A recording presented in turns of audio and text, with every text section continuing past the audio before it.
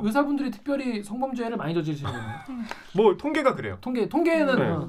15배나 변호사보다. 그리고 강간, 강제추행 이런 것도 매년 증가세라고 해요. 기사에 국민의힘의 김종인 대표가 이제 이게 왜 지금 의사들의 심기를 건드리냐 이런 얘기를 했잖아요. 정말 오랜만에 100번 양보해서 양보왕. 우리 양보왕이잖아. 우리 진짜 양보 많이 한다. 그러니까 연호섭이 말한 것처럼 논의되던 법안이 아닌데 갑자기 뜬금없이 튀어나왔어. 그러면은 이렇게 의심해볼 만해. 킹리적 가심인가 그걸 왜? 그분들 생각하면 돼요. 그분들. 미얀마에서도 이번이 3번째 쿠데타예요. 의회 의석의 25%는 군부가 그냥 가져가요. 우리 예전에 왜 유신 정우회라는 거 혹시 기억나세요? 아니, 3분의 1인가 가지고 있었던 비슷한 거예요. 똑같네. 그쵸? 가자!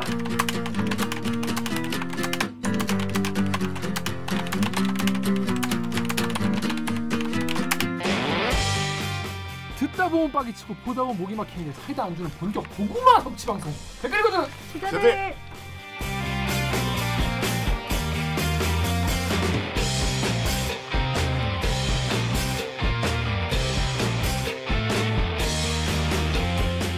실화입니까? 실화냐? 저비용 고퀄리티를 추구하는 사내수공업 방송입니다. KBS 기사에 누리꾼 여러분들이 댓글로 남겨주신 분노, 실책, 응원 모두 다 받아드릴게요. 여러분들이 한 땀 한 땀 눌러주시는 구독과 좋아요 버튼은 4차 언론혁명의 작고로 큰 힘이 됩니다. 반갑습니다. 김기학 쌤다. 오늘 방송 보시다 들으시다 괜찮다 재밌다 얘들 그래도 들을만 싶으시면은 구독과 좋아요 버튼 한 번씩 눌러주세요. 저희는 그 저비용 고퀄리티인데 얼마나 저비용이냐? 엄청 저비용이더라고. 이번에 우리 예산을 다시 한번 정리해보면 KBS 프로그램 예산. 우리 프로그램은 다른 프로그램 예산의 10분의 1도 안 돼. 아 진짜? 우리가 예산이 있나? 우리 예산 있지. 우리 이제 월급도 드리고. 네네네. 그러니까 이게 그거밖에 안 들어가니까 딴 데에서 우리 댓글 읽어주는 기자들을 어떻게 운영하나 이거를 이제 보고 참고하려고 나한테 알려달라는 거예요. 보여줬는데 아무도 안 돼. 방해만 돼. 야, 대들기는 이렇게 싸게 만드는데 얘는 이렇게 돈 달라면 어떡하냐 해서 많이 숨기라고 하더라고. 정말 저비용. 저비용 저퀄리티잖아 사실. 저퀄리티 아니야. 여러분 저희 저퀄리티 아니지 않습니까? 근데 다른 프로들은 사실 퀄리티는 되게 높잖아요. 그쵸? 편집도 막 되게 화려하게 하고. 우리는 내용으로 승부한다. 근데 오늘 되게 충격적인 이야기를 우리 바로 옆 부서잖아. 네. 파티션 하나 사이기 때문에 다 들리거든. 오늘 야근하고 이제 오늘 아침에 퇴근했다가 오후에 나왔거든. 피곤하지 이해는 하지. 근데 오자마자 오늘 녹화가 어찌나 하기 싫던지 내가 녹화를 미룰까를 몇 번 고민했다는 거야. 막 옆 사람들한테 하소연을 하는데 와 진짜 여기까지 하지 마 그럼. 그게 이제 하지 마. 그게 이제 들으라고 하는 거예요? 그게 이제 막 우와 이러면서 그게 이제 그게 용수야 지금 약간 저녁 안 먹어서 빨리빨리 했으면 좋겠어. 구독자를 사랑하는 것처럼 얘기하더니 뒤에서는 사랑을 하는데 뒤에서는 아니라 써도 돼. 아니 그게 이제 아침에 여러분 제가 9시에 퇴근했습니다. 오늘 아침 9시에 알잖아요. 밤샘 한숨도 안 자고 잤다면서 아까 의자에서 자잖아요. 잤겠네. 졸았죠. 한 2-3분씩 자랐죠. 하지만 밤사이 무슨 일이 더 할지 몰라가지고 이란이 말이죠. 우리나라 자산 동결을 어떻게 할 것인가 이런 국제뉴스. 여러분 지금 네이버에 김기학 쳐보시는 분 있어요. 새벽 3시 김기학 기자, 새벽 4시 김기학 기자, 새벽 6시 김기학 기자. 그거 다 그 시간에. 그래서 이제 집에 9시에 갔는데 가서 이제 뭐 한 10시쯤에 자면서 우리가 2시가 대리기 회의예요. 그래서 2시에 내가 그 전에 일어나겠다고 갔어. 뭐 10시 잠깐 몇 시간 안 잤잖아. 4시간 잤나? 자는데 막 아침에 일어나 너무 피곤한 거야. 몸이 막 노곤노곤하고. 그래서 너무 정말 쉬고 싶다. 하지만 우리 구독자님들, 우리 시청자들 생각하면서 그 싫은 걸 이겨내고 여기까지 몸을 이끌고 왔다는 거 아니겠습니까? 왜 이렇게 길어? 후달려. 제가 안 듣고 있어요. 혓바닥이 왜 이렇게 길어? 그랬다는 겁니다. 아무튼 그렇습니다. 그래서 오늘도 열심히 하겠다. 여러분 다짐을 해봤습니다. 자, 착한 기자. 지난주에는 그래서 조폭 옷을 입고 더 라이브에 나와가지고 얘가 조폭으로 나와가지고 사람들 많은 분들이 충격을 입었어요. 그게 평소 방송에 나오는구나. 평소 저의 스타일이 아니라는 점을 다시 한번 알려드리면서 갑자기 그거 입으라고 그러시더라고요. 버라이브에서 굉장히 굴욕을 주고 애를 그렇게 이거 정에서만 흑역사를 피디님 담당 피디님 보시고 제 반성하지 애를 이렇게 좁혀 그러니까 이렇게 이쁘게 잘 입고 다니는데 야, 꼭 기화형은 나가 있어. 그렇게 다 가져가야만 했냐? 기화형은 나가 있어. 뭐 이런 거 아니야. 애를 완전히 족보를 만들었어. 흰 셔츠도 이렇게 밖으로 꺼내 이렇게 많이 입지 그랬어. 셔츠. 속상해 죽겠다 진짜. 그래서 이따가 또 간다고요. 이따 또 갑니다. 또 오늘은 어떻게 입히는지 우리가 눈에 불을 켜고 한번 보겠습니다. 더 재밌게 입었으면 좋겠어요. 지금부터 물오른 노래 신청 보여드리겠습니다. 노래 주시죠. 병수가 기가 막혀, 병수가 기가 막혀, 병수가 기가 막혀, 기동수가 기가 막혀, 월남이 기가 막혀. 이게 약간 혹시 우리 연습한 게 이게 아니잖아요. 타이밍이 잘 안 맞네요. 죄송합니다. 이건 너무한 거 아니냐고, 시발. 담통 기자. 안녕하세요, 정현욱입니다. 저번에 인사를 못 드렸네요. 그쵸. 안녕하세요. 뭐야? 진짜 모자라가지고. 왜? 안녕하세요. 자, 지난주에 뭐였습니까? 뭐 늘 똑같이 잘 지내고 있습니다. 다음 우리 정 작가님. 안녕하세요, 작가 정혜주입니다. 네, 지난주에 뭐하고 지냈습니까? 저도 뭐 똑같은데. 똑같이 드라마 보고. 이거 영화 봤어요. 똑같이 영화 보고. 영화 뭐 봤어? 승리호. 네, 승리호를 봤어요. 제가 원래 영화를 잘 안 보는데 하도 그렇게 주변에서 보라고 난리여가지고 한번 봤어요. 알겠습니다. 공부는 안 한 걸로. 아니 이제 승리호가 뭐 72시간짜리 영화는 아니니까. 그죠. 그거 하나 봤다고 해서 자꾸 안 했다고 나가면 저희 엄마가 오해하셔요. 아니 뭘 오해 같이 사시는 거 아니야? 그러니까 방에서 이렇게 있는데 거기서 이제 공부하는 줄 알았는데. 공부도 하고 영화도 보고 이러는 건데. 유해진 목소리 나오고 막. 알겠습니다. 자, 옥 기자. 안녕하세요. 목미얼더미 오기정입니다. 네, 옥 기자는 지난주에 어떻게 잘 지냈습니까? 지난주에 뭐 똑같아요. 요새 그 코로나 관련해서 사례자들 좀 취재를 하고 있는데 우선 아스트라제네카 이제 좀 있으면 저희 맞잖아요. 그러니까 아스트라제네카를 해외에서 맞으셨던 분들 어떤 그 신체 반응이 있었는지 그걸 좀 찾고 있는데 쉽진 않고 찾는 게. 그리고 후유증이 해외에서 되게 보고가 많이 되고 있어요. 근데 우리나라 백신 말고 코로나 완치자 중에 이 롱텀 그 심텀이라고 해가지고 코로나가 완치가 되더라도 그 증상이 되게 오랫동안 지속이 돼서 해외에서는 거의 뭐 9개월까지도 이게 지속이 되는 게 보고가 되고 있거든요. 근데 국내에서는 그런 연구가 좀 미진한 것 같아갖고 혹시 후유증 앓고 있는 분 계시면 무슨 소리 했네. 제 메일 주소 OK kbs.co.kr로 연락 좀 부탁드립니다. 후유증이 무시무시하던데. 그러니까 이게 되게 가벼운 후유증 있는 사람부터 막 손톱이 까매진대. 아니야. 그거는 후유증이라기보다는 그 사이토카인 폭풍이라고 해가지고 그러니까 내가 만약에 그 면역 체계가 너무 과잉 반응을 일으키는 거예요. 그래서 이 적을 공격해야 되는데 나의 세포까지 막 공격을 해서 이게 괴사되는 그런 현상이 있더라고요. 그거는 이제 후유증이랑은 약간 거리가 있는데 탈모도 심하다 그러대. 네, 탈모, 뭐 숨가쁨, 그다음에 그 요새 많이 나오는 거는 이제 그 뭐라 그러지 기억력 감퇴, 네, 그런 게 좀 있더라고요. 그래서 혹시 후유증이 있으신 분들은 조금 얘기를 공유해 주시기 바랍니다. 네. 그럼 저희는 이제 1부 무신 뉴스 브리브리 브리핑으로 로고 듣고 돌아오겠습니다. 자, 로고 주세요. 나는 기레기가 싫어요. 지금 여러분은 본격 KBS 소통 방송 댓글 읽어주는 기자들을 듣고 계십니다.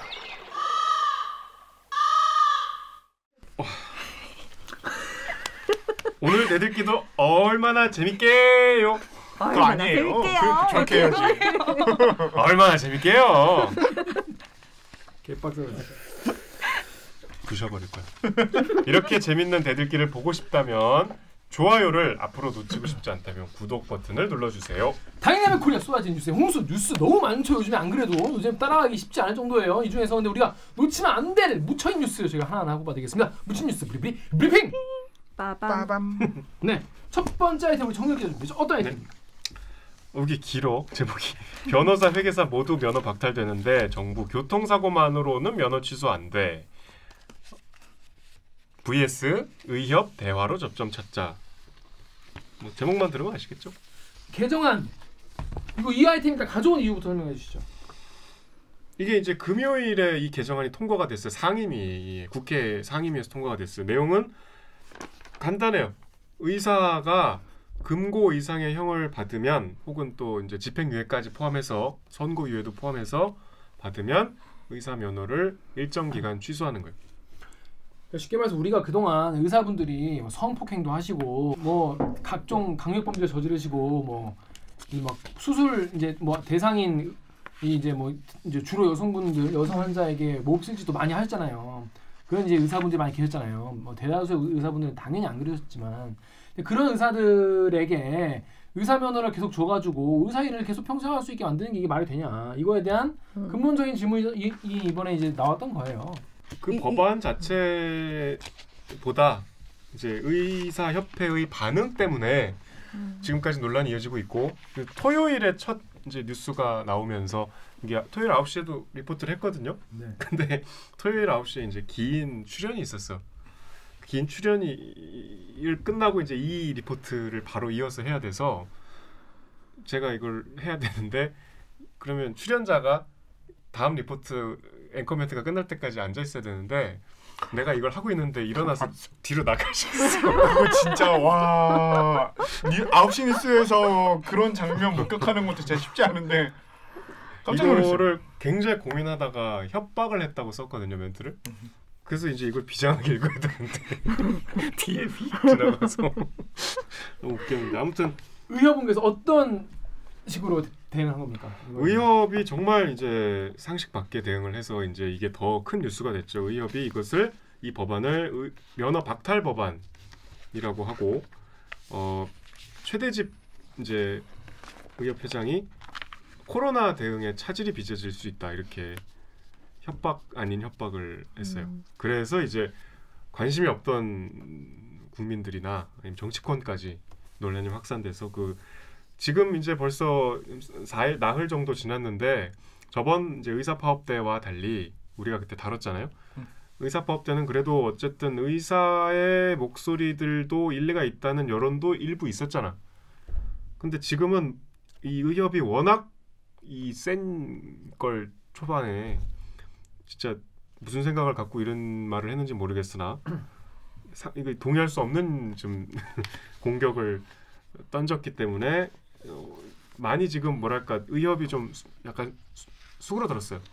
약간 조금 여론을 보고 물러선 듯한. 그래서 어제 리포트를 갖고 온 건데 약간 좀 한 발 물러선 상황까지 나왔습니다. 자 덕후 댓글 우리 강병수께 읽으십시오. 덕후의 익명으로 살인, 강도, 성폭행이면 인간이면 하지 말아야 되는 건데. 그러니까 이게 면허 취소가 이제 금고 이상의 이제 형사 처벌을 받았을 경우에를 말하는 거 아닙니까? 근데 이런 건 이제 살인, 강도, 성폭행 같은 이런 완전 강력범죄 이런 거를 저지른 사람은 의사하지 마라. 사람의 목숨을 살리고 어떤 사람의 건강을 살피고 누군가의 어떤 목숨을 좌지우지할 수 있는 그런 일을 이런 범죄를 저질렀던 사람이 하는 건 뭐 온당치 않지 않냐 이런 거 아니겠습니까? 의료 과실은 심지어 빠졌어요. 그게 핵심이죠. 그게 이제 다른 전문직과의 형평성 문제를 이제 얘기 안 할 수가 없는데 이제 우리가 전문직하면 떠오르는 게 이제 의사, 변호사잖아요. 그렇죠. 변호사는 이미 이런 관련 법률을 통해서 이런 기준을 적용받고 있어요. 10대 전문직이라고 하는 것 중에 7개가 이런 적용을 받고 있고 심지어 2019년에 어떤 변호사가 변호사법 위반으로 이제 자격이 박탈이 되자 그 변호사의 이제 똑같은 금고 이상 형을 받으면 변호사 자격이 상실되는 그 법률에 대한 헌법소원을 제기했다가 기각됐어요. 그거는 제안을 해서 마땅하다. 왜냐하면 변호사는 공익을 위해서 활동하는 직업이기 때문에. 근데 이제 의사 단체는 그러니까 의사 단체와 의사를 좀 구분할 필요는 있어요. 이게 의협이 의사들의 어떤 여론을 충분히 대변하지 않고 있기 때문에 그렇죠. 대부분의 의사는 뭐 의협의 이런 대응에 동의하지 않을 거라고 믿어요. 근데 의협은 이게 무언가 의사들을 좀 특별히 괴롭히는 법안이라고 주장을 하고 있죠. 그러니까 의사 면허 박탈 법안이라고 주장하는 이유는 그러니까 최대지 회장이 그 예를 들어서 자꾸 이게 기사가 나오는데 우리가 교통사고를 내서 금고 이상형을 받을 수도 있잖아요. 그러니까 사람을 치거나 이랬을 때 치고 그 운전자를 바꿔치기 하고 뭐 이런 것들을 해야만 그렇죠. 금고형이 나올까 말까요? 그러니까 내용을 들어가 보면 그렇지. 근데 이제 어쨌든 주장하는 바는 뭐 교통사고도 내면 이걸 박탈하는 건 너무 의사의 어떤 직업의 자유, 뭐 위축시키는 거다.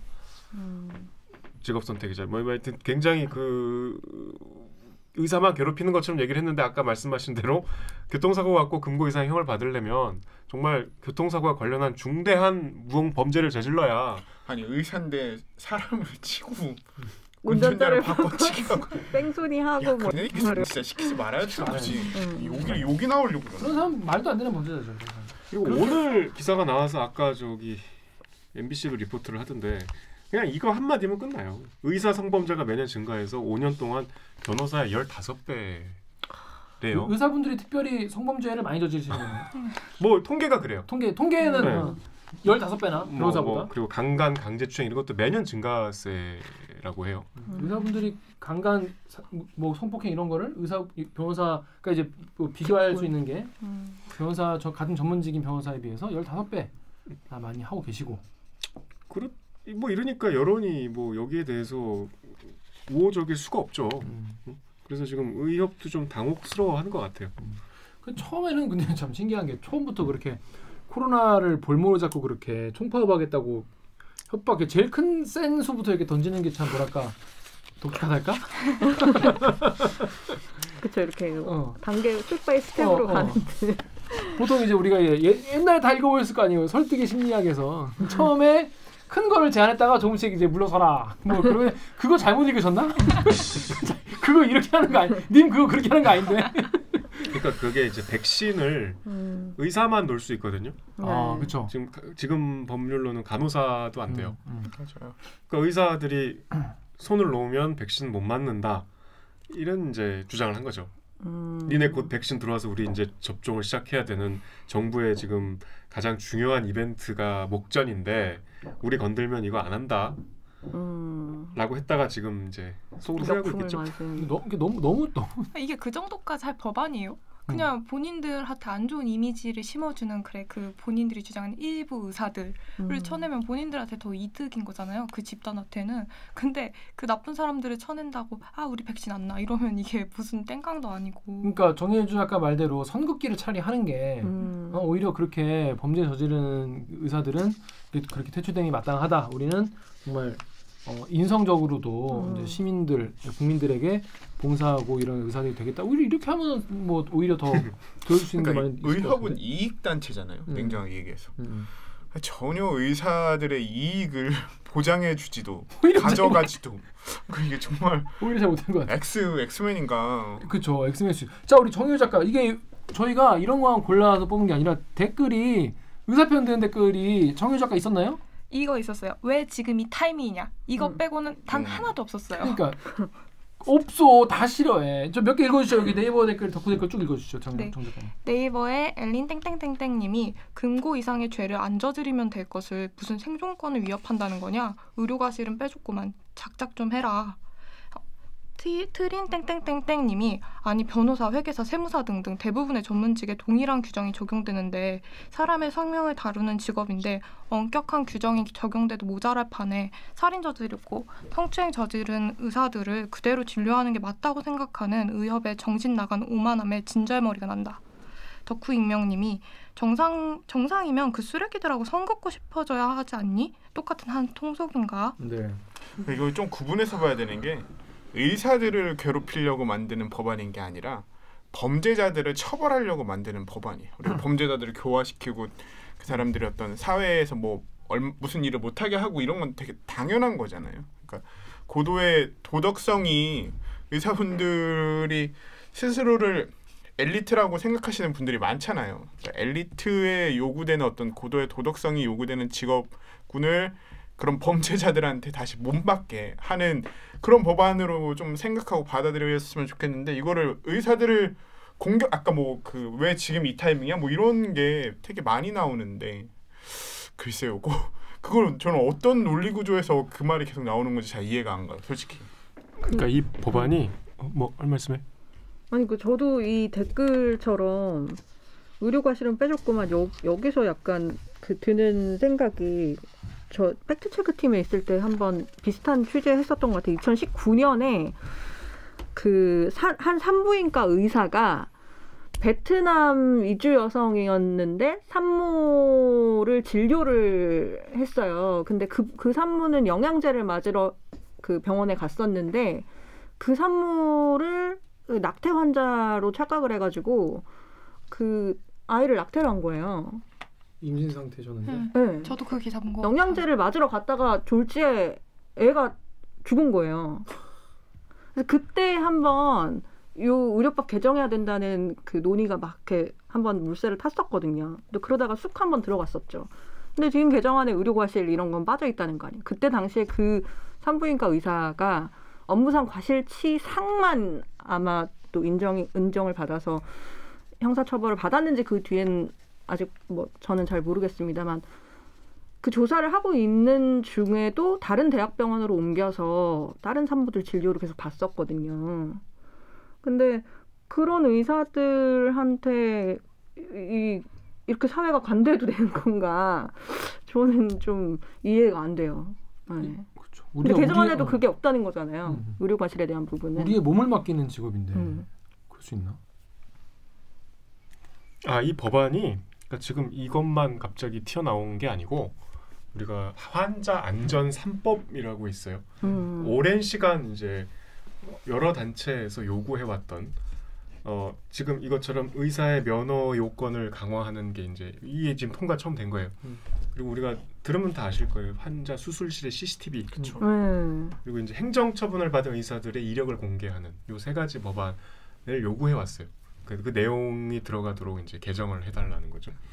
근데 이제 항상 막혀 있는 게 그 CCTV는 첨예하게 이제 의사 단체들의 반대와 어떤 반대 여론도 만만치 않아서 지금 통과가 못 되고 있고 지금 이제 겨우 이거 하나 한 거예요. 이걸 갖고 지금 코로나 백신까지 얘기하고 있는 건데 이 말씀드린 환자 안전 3법 중에 그래도 이게 제일 의사들의 이해관계와는 직접적인 연관이 없는 법안이에요. 왜냐하면 이거는 사실 금고의사 형을 받는 의사가 얼마 되겠어요. 맞아요. 이제 시작이에요. 근데 벌써부터 지금 이렇게 나오는 거는 앞으로 얼마나 의사들이 더 사회적인 목소리를 낼까라는 일종의 예고편이죠. 근데 더 사람들이 황당해하는 게 이제 의협이 자율 징계권을 달라. 우리가 자율적으로 징계할 테니 국가는 간섭하지 마라. 이런 요구했다면서요. 지금 자율 징계하고 있지 않아요? 근데 거의 안 하는. 그러니까 이제 금고 이상 그걸 받아도. 금고 이상을 받아도. 근데 이제 조금 더 아셔야 될 게 이게 아까 다른 전문직하고 또 다른 게 이거는 면허를 박탈해서 없애버리는 게 아니고 그 일정 기간이 지나면 그러니까 이제 금고 이상형을 받고 5년 다시 취득할 수 있어요. 그러니까 지금도 다른 전문직에 비하면 특권이 있어요. 아까 말씀드린 대로 업무 과실은 다 빼버렸고 그런데도 이거 우리 건들지 말고 징계는 우리가 알아서 할 테니까 법은 개입하지 마셈 이거잖아요. 이걸 누가 받아들이겠어요? 자, 그러니까 네이버의 KYDB땡땡님이 미친 거 아닌가? 법 위에 서겠다는 말을 당당하게 하네. 자율 징계는 니네가 알아서 하고 법적 제한은 당연히 있어야지라고 하셨어요. 신기합니다. 자, 근데 아까 이제 정 작가가 말한 대로 네이버의 JDOU 땡땡님이 다 좋은데 왜 하필 접종 앞두고 그러냐고 일부러 타이밍 맞추는 거냐? 이런 댓글이 있었어요. 이건 무슨 내용입니까? 백신 접종을 곧 하고 있고 코로나가 이렇게 심한데 왜 굳이 의사 단체를 건드리냐라는 식의 댓글들이 좀 부스럼을 만드냐 약간 이런 아니 그게 댓글이 아니고 일부 신문 기사예요. 기사에 국민의힘의 김종인 대표가 이제 이게 왜 지금 의사들의 심기를 건드리냐 이런 얘기를 했잖아요. 그래가지고 의사들의 심기가 중요하냐 지금? 그러니까 이게 정말 오랜만에 100번 양보해서 양보왕 우리 양보왕이잖아. 우리 진짜 양보 많이 한다. 그러니까 연호섭이 말한 것처럼 논의되던 법안이 아닌데 갑자기 뜬금없이 튀어나왔어. 그러면은 이렇게 의심해볼 만해. 킹리적 가심인가 그걸로 왜 갑자기 이런 큰 변화를 어떤 직역에 이렇게 큰 변화를 오는 걸 하필이면 이 시기에 해? 라고 얘기할 수 있지만 이제 아셨으면 이렇게 얘기하시면 안 돼요. 이게 그러니까 되게 당연한 사회가 선진화될수록 당연한 변화예요. 의료의 주체가 의사만이 아니라 환자도 어떻게 보면은 의료 활동에 되게 당연한 주체인 건데 그동안은 이걸 모두 다 의사라는 그 한 직업군이 다 독점하고 있는 것처럼 활동이 돼 있으니까 그게 아니다. 당연히 환자로서 누려야 될 권리도 있는 거고 그거를 지켜나가야 선진적인 의료 시스템이 되는 건데 그거에 대한 고민에서 이 법안이 논의되고 있었고 그게 구체화되는 시점이 지금인 거지. 저 정부 편을 드는 게 아니라 그 맥락을 좀 이해하시. 근데 진짜 팩트가 그래요. 이게 2000년에 의료법이 개정이 돼가지고 이 금고 이상의 형에 대해서 의사면허 박탈하는 게 빠졌거든요.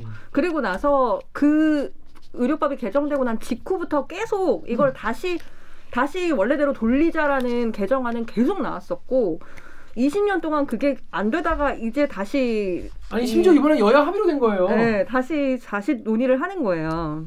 그래서 여야 합의로 됐는데 갑자기 김종인 대표가 갑자기가 아니고 아무것도 모르는 식으로 왜 지금 의사들의 심기를 건드리냐는. 이게 연원을 따지고 보면 아까 엊그제 얘기했지만 2000년대 초반에 의학분업 때 이제 의사들이 집단 행동을 해서 약간 의사들 여론을 좀 진정시키기 위해서 일종의 특혜를 준 거였어요.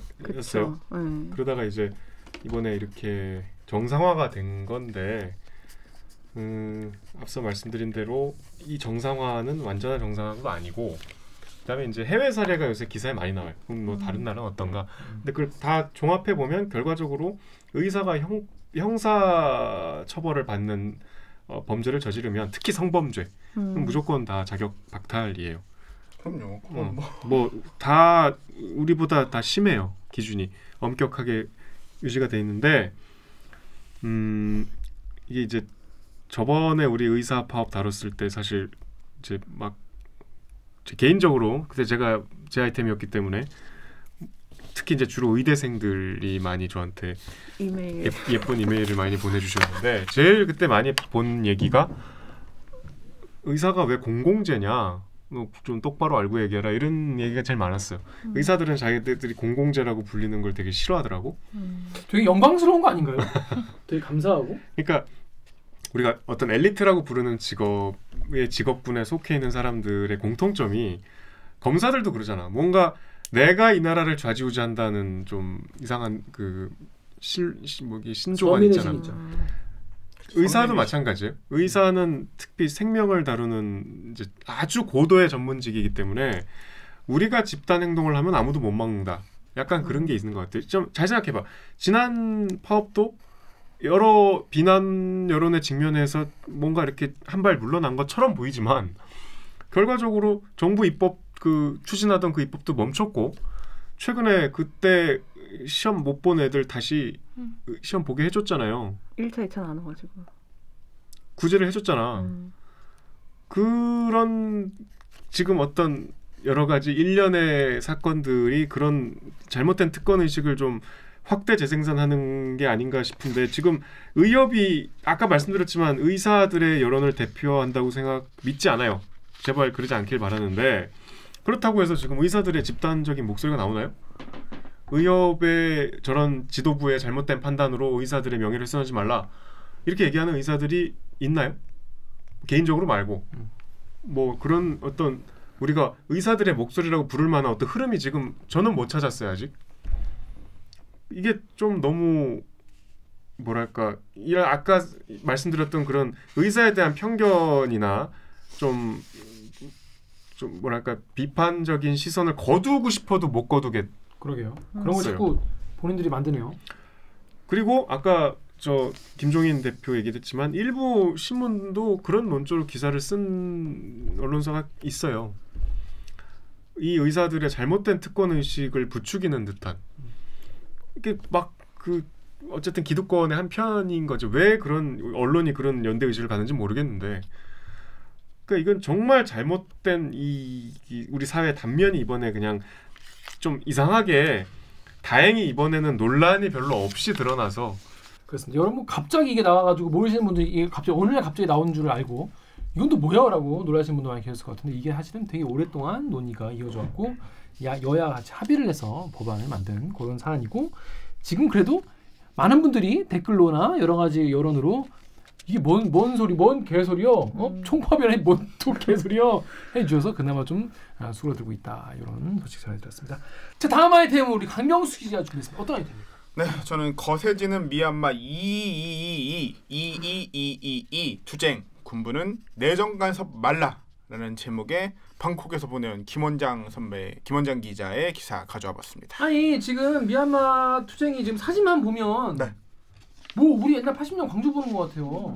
영상 보면은 막 더 영상들 네. 조금씩 나오잖아요. 네. 저 깜짝 놀랐어요. 깜짝 놀랐어요. 네. 이게 지금 이 시기에 이게 말이 되나? 그러니까 2021년인데. 자, 그 여러분 이게 김원장 기자 기사인데 여러분 김원장 기자 그 기사 그분인가요? 네? 그 김원장 기자인가요? 네, 우리가 아는 김원장. 더 김원장. 멀리서도 부동산을 걱정하시는 우리 김원장 선배가. 네, 김원장 기자가 여러분 왜 막 근무 있을 거야 막. 아니 기자가 말이지 저 현장에 가서 취재를 해야지 멀지감치 그 사무실에 앉아 대충 기사나 쓰고 그 현장도 안 가고 말이야 막 그런 댓글도 몇 개 봤어요. 근데 엄청 들어가려고 지금 노력을 하는데 못 들어가죠. 국경을 다 봉쇄를 해놔가지고 못 들어간다고 하더라고요. 공항도 지금 못 들어가고 지금 뭐 타사도 지금 하나도 못 들어가고 있어요 지금. 그래서 이런 상황이 있으면 이제 외신들이 달라붙어서 막 여러 가지 화면도 나오고 생각해보 옛날에 우리 중동에서 한참 민주화 운동 막 확산됐을 때 정말 들어가려고 막 심지어 가다피의 최후의 순간까지 우리가 그쵸. 그림이 있었잖아. 보도가 네네네. 됐잖아. 근데 지금 미얀마는 하나도 보도 안 되잖아요. 뭐 일부 그냥 반복되는 그림들 뭐 인터뷰만 있는데 이게 이제 못 들어가서 미얀마는 원래 비자를 이제 발급 받아야 들어갈 수 있는데 비자를 발급 당연히 안 해준대요. 그리고 이제 아까 우리 하던 얘기는 NHK가 굉장히 아시아 지국이 커서 방콕 지부가 이제 미얀마에 사무실이 있었는데 4명인가가 미리 몇 달 전부터 들어가 있었대. 여기 곧 쿠데타가 일어나겠구나. 곧 소요 사태가 있겠구나. 근데 아무리 기다려도 안 일어나는 거야. 아닌가 보다 하고 짐 챙겨 나오는데 갑자기 이게 발생이 해서 국경이 닫혀버렸대. 그래서 전 세계 단독. 그렇지. 다 NHK만 받아 쓰겠지. 그 기회를 놓쳤답니다. 그만큼 지금 알려지지 않고 있죠. 지금 뭐 KBS 기자들도 뭐 들어가려고 백방 노력하고 있는데 뭐 잘 안 되나 봐요. 그래서 지금 뭐 보니까 뭐 국경에서 문말끌 잡고 막 진짜 고생이 많구나 싶긴 했었어요. 강 기자 왜 이런 일은? 이게 이달 1일에 이제 미얀마 군부가 입법, 사법, 행정 다 장악하고 말 그대로 쿠데타를 일으킨 거죠. 그래서 우리가 잘 알고 있는 미얀마에서 이제 가장 유명한 사람 아웅산 수치 여사도 다시 감금한 상태로 모든 권력을 장악을 한 거예요. 근데 한번 조금 시사에 관심 있는 분들은 옛 기억을 되돌려 보면은 미얀마에서도 드디어 민주주의가 시작됐다. 제대로 된 민주주의, 문민정부가 탄생했다라고 한 게 지난 2015년이거든요. 그러니까 5년 만에 다시 어떻게 보면 군부 철권 통치로 넘어가는 그 시점에 있는 거고 군부가 내세운 거는 지난해 열린 총선에서 이 아웅산 수치 여사가 이끄는 민주주의 민족 동맹이었나? 잠시만요. 네, 민주주의 민족 동맹이라는 이제 정당이 있는데 이 정당이 압도적인 승리를 거뒀어요. 총선에서. 그런데 국민들이 그만큼 원했다는 거죠? 그렇죠. 국민들은 이제 정말 미얀마에도 민주주의가 와야 한다. 민주주의를 원한다. 이렇게 얘기를 해서 이 아웅산 수치 여사가 이끄는 이 정당에 큰 지지를 밀어줬는데 군부는 이게 부정선거다. 부정선거를 내세우면서 군부 우리가 정리하는 하에 다시 한번 선거를 치러서 제대로 된 민심을 반영해야 된다라는 명목으로 지금 쿠데타를 일으킨 거죠. 야, 그래도 거기 우리는 쿠데타는 안 일으키잖아 그래도. 그럼요. 대단합니다. 여러분 진짜 옛날 생각 나지 않습니까? 우리나라에서 쿠데타가 한 번 있었잖아요. 두 번 있었네. 그분들 생각하면 돼요. 그분들. 미얀마에서도 이번이 3번째 쿠데타예요. 우리랑 약간 시기적으로도 사실 비슷해. 제일 먼저 일어나는 게 1962년에 당시에 이제 우리로 치면은 누구랑 박정희 전 대통령하고 비슷한 사람이라고 해야겠죠. 내윈 육군 총사령관이 이제 쿠데타를 일으켜가지고 권력을 장악해요. 이 내윈의 철권 통치가 88년까지 이어집니다. 그래서 제가 아까 맨 앞에 기사 제목을 이 투쟁이라고 얘기했는데 투쟁 항쟁 이렇게 얘기하면 될 것 같은데 이게 2021년 2월 22일에 일어났다 해서 이제 이 5개를 붙여서 이렇게 말하는 건데 그 전에 1988년 8월 8일에 8888 민주화 항쟁이라는 게 있었어요. 그 미얀마에서 이 항쟁이 이 내윈의 26년간 이어지는 독재 정치에 반대하는 양곤의 봄이라고 불리는 미얀마의 첫 민주화 투쟁이었었거든요. 이게 있어서 잠깐 미얀마에도 이제 민주화 바람이 부나 아웅산 수치 여사가 이때 이제 어떻게 보면 우리의 뭐 김대중, 김영삼 전 대통령 같은 역할로 떠오르나 했었는데 바로 또 다시 우리 역사는 좀 비교해 보면 쉬울 것 같아서 이제 우리로 치면 신군부 같은 게 새로 들어오는 거죠. 전두환, 그렇죠. 전두환 일당. 양곤의 봄을 무너뜨리는 또 다른 군부 쿠데타가 일어나서 이게 앞서 말한 2015년까지 이어졌다가 두 번째 쿠데타죠. 그래서 2015년에 다시 문민정부가 들어선 기회가 맞아서 5년 동안 문민정부가 이어지다가 이번에 또 다시 세 번째 쿠데타가 일어난 겁니다. 그렇습니다. 대충 이해가 되시죠? 그러니까 우리 같은 일을 이분들 한 번 더 겪은 거죠. 쉽게 말해서. 그렇죠. 한 번 더 겪고. 그러니까 이제 우리 옛날 대학생 때 이제 선배들이 막 데모대꾸나 할 때 맨날 얘기하잖아요. 민주주의는 피를 먹고 자라는 나무라는 둥 뭐. 그러니까 이제 실제로 어떤 누군가의 희생과 투쟁과 이런 거를 겪어야만이 얻을 수 있는 그런 걸 아닌 거예요. 그런 경험이라는 거예요. 그런데 이 정말 뭐 한국에서도 미얀마 분들이 응원해달라고 이렇게 1인 시위 같은 거 피켓 들고 계시더라고요. 그래서 참 그 당시 우리나라랑 정말 비슷한 상황이구나. 그래서 되게 응원해 주신 분들이 많이 있었어요. 다음에 달빛 하늘님이 80년대 우리나라 보는 것 같아서 안타깝다. 매일 시위하고 그랬는데 미얀마에게 민주화가 열리길 기원합니다. 여러분 국가의 운이 여기서 갈립니다. 여기서 밀리면 영원히 제3세계 국가가 되고 경제발전도 군부 독재자 지들 부정축제 수단처럼 생각해서 선진국으로 발전하지 못하는 근본적 장벽이 된다. 미얀마 국민의 힘으로 그들을 머리채를 끌어당겨서 감옥에 처박아 넣어야 합니다. 꼭 민주화를 쟁취하길이라고 하셨어요. 우리는 아직 근데 감옥에 아직 못 넣은 분도 있죠. 자, 네이버의 JKSH님은 남의 얘기 같지가 않아요. 경찰 곤봉에 머리 맞아서 머리 깨진 친구, 물고문 당한 내 형제 어제 같아요.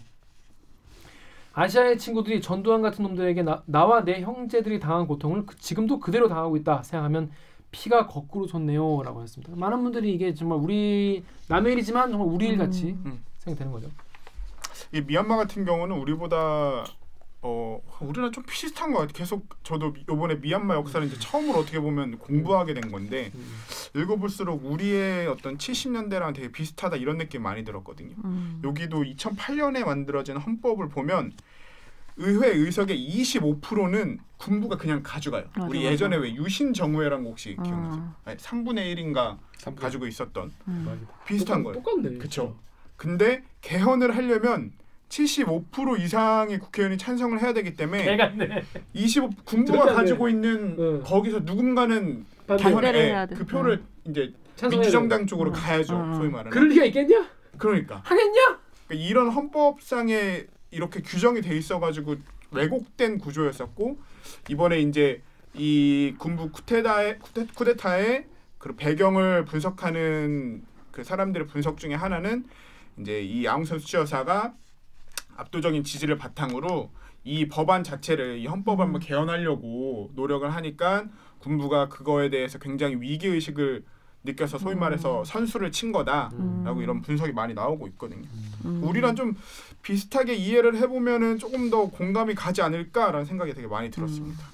자, 그런데 이럴 때 이게 일장일단 있지만은 우리가 이제 외세에 약간 기대게 되잖아요. 왜냐하면 그 나라는 이미 군에 의해서 그러니까 완전히 그 폭력을 독점하고 있는 집단, 국가 폭력을 독점하고 있는 군이 지금 여기를 장악했기 때문에 뭐 완력으로는 국민들이 이길 수가 없는 거잖아요. 뭐 이렇기 때문에 어떤 외부에 국제사회에서 이렇게 좀 해결을 국제적 해결을 원조를 해주기를 기대할 수도 있죠. 근데 이거에 대해서 군부는 기다렸다는 듯이 이거는 내정 간섭이다. 그렇죠. 라고 했다고 해요. 지금 미얀마 외교부가 이제 처음으로 입장을 밝혔는데 그 내용을 조금 살펴보면 미얀마 지금 이 군부는 법치, 공공의 안전 유지를 위해 최소한의 무력 사용을 무력 사용을 통해 최대한의 자제력을 발휘하고 있고 막 청소도만. 그러니까 이런 외부의 뭐 EU, 미국 뭐 이런 국가들의 어떤 발언, 미얀마 이 쿠데타에 대한 미얀마 지금 민주항쟁에 대한 발언들은 아까 말씀하신 것처럼 내정 간섭이다 이렇게 얘기를 했는데 뭐 관심 있으신 분들은 더 잘 알고 있겠지만 지금까지 알려진 바로 지금 안의 상황이 아까 연옥 선배 말한 것처럼 속속들이 들어오고 있지 않은데 지금까지 알려진 것만 해도 4명이 사망하고 100여 명이 부상을 당하고 있거든요.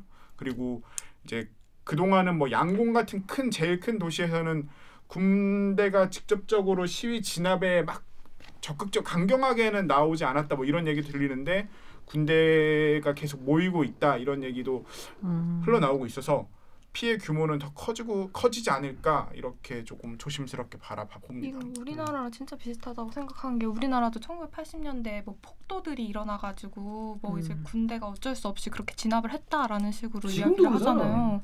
근데 미얀마에서도 똑같이 그렇게 주장을 하더라고요. 그리고 SNS도 지금 다 통제돼서 그쵸. 힘들다고 그런 얘기들도 있었던 젊은이들은 폭도들이 하는 말에 넘어가지 말라 이런 게 막 공문으로 나오더라고요. 참. 그 지금 어떻게? 근데 보니까 미 국무장관이 한마디 했어요. 네. 지금 이제 뭐 미국뿐만 아니라 뭐 EU 쿠데타의 핵심 인물들에 대해서 뭐 자산을 동결한다거나 아니면은 입국을 금지시킨다거나 이런 조치들이 속속들이 취해지고 있거든요. 그러니까 외부로부터의 압박은 계속 이어지고 있는데 과연 이 군부가 이 압박에 얼마만큼 반응을 할지는 조금 더 지켜봐야 하긴 할 것 같아요. 한 달 가까이 되고 있는데 피해자만 계속 늘고 있어가지고. 그렇습니다. 자 여기 클리앙 댓글 우리 정혁 기자 읽어주시죠. 돈노마인드님이 이제는 전 세계 언제 어디서나 깨어있는 시민의 조직된 힘이 민주주의 최후의 보루로서 작동을 하는군요. 권력은 총구에서 나온다는 것이 박살났다고 봅니다. 네, 사실 이게 참 그렇게 많은 분들이 그렇게 다발적으로 그 안에서 SNS 같은 거 다 차단됐는데도 그렇게 하는 거 보면은 아마 우리가 지금 상상도 못할 만큼 거기서 뭔가 치밀하게 고민하고 토론하고 또 뭐 논쟁하고 그러면 또 모이고 이런 과정이 지금 엄청 진행되고 있을 거예요. 저는 그 이제 개인적으로 87년 민주화 항쟁이 진짜 우리 사회 역사를 엄청나게 크게 바꿨다고 생각하고 되게 대단하다고 느꼈던 게 7년 전에 이제 80년 민주화 항쟁이 있었잖아요. 서울의 봄이라고 불리는. 근데 그게 좌절된 경험이 한 번 있었거든요. 아 진짜 우리나라에 이제 봄이 오는구나 했는데 어떻게 보면 더 잔혹하고 잔인하게 그 민주화의 움직임을 짓눌렀었는데 그걸 어떻게 10년도 채 안 된 기간 만에 사람들이 저렇게까지 모여서 역사를 바꿔나갈 수 있을까라는 게 막 나이를 들면 들수록 공부를 하면 할수록 더 대단하게 느껴지더라고요. 미얀마도 마찬가지라고 좀 생각이 들었어요. 미얀마에 대한 이야기도 미얀마도 아까 말씀드린 것처럼 두 번째 쿠데타가 일어날 쯤에 한번 좌절된 경험이 있었고 지금 또다시 어떻게 보면은 좌절을 할 수 있는 그런 상황인데 사람들이 정말로 막 내 옆에서 누가 막 쓰러지고 하는데도 두려워하지 않고 계속해서 우리는 민주주의를 원한다라고 말하고 있는 거잖아요. 그래서 좀 개인적으로는 되게 응원하고 싶은 마음이 좀 있는 공부를 하다 보니까 더 그런 생각이 들어가지고 좀 피해가 없이 잘 해결됐으면 좋겠습니다. 그렇습니다. 자, 우리도 이 미얀마 분들 주변에 또 서울에서도 시위하고 계세요. 그런 분들 계시면 이렇게 화이팅이라도 좀 우리 해줄 수 있는 게 없어. 화이팅이라도 한 말씀 해드리고 우리 계속 이쪽에 관심도 갖고 기사 나오면은 화이팅 이런 댓글이라도 달고 이러면은 그래도 우리나라 언론이나 이쪽에서 좀 관심 갖고 하다 얼마 전에 그 광주 KBS 클로징 멘트에서 미얀마를 응원합니다 딱 하고 마치는데 약간 소름 돋았어. 그래서 우리 정부는 뭐 혹시 얘기한 게 있나요? 정부는 일단은 아웅산 수치 여사의 지금 불법 감금이절 중에 불법 감금을 풀어달라고 얘기하고 있고 미얀마의 이제 합법적인 민주화를 응원한다, 지지한다 이런 입장을 공식적으로 밝히고 있습니다. 그렇습니다. 앞으로도 어떻게 되는 저희도 한번 지켜보겠습니다. 그리고 우리 김원장 기자 그 매송에 계속 있지 말고 빨리 어떻게든 들어가시기를 기원하겠습니다. 들어가시길 기원한다고? 들어가서 취재를 하셔야죠. 위험한. 들어가시길 기원한다. 그럼 우리 한번 미얀마 현지 연결 해야지. 그래서 들어가면 한번 가능 한번 해보도록 하겠습니다. 자, 그럼 저희 로고 듣고요. 올해 여러분 또 아직 로고 좀 있었는데 그 다음에 아니 좀 이따가 이거 하고 이제 정신 똑바로 차려. 왜 세 번째로 들어가는 줄 알았어요. 오기정 기자님. 네, 마지막 아이템으로. 자, 그럼 다음 아이템은 이제 오기정 기자가 준비했죠. 어떤 아이템입니까?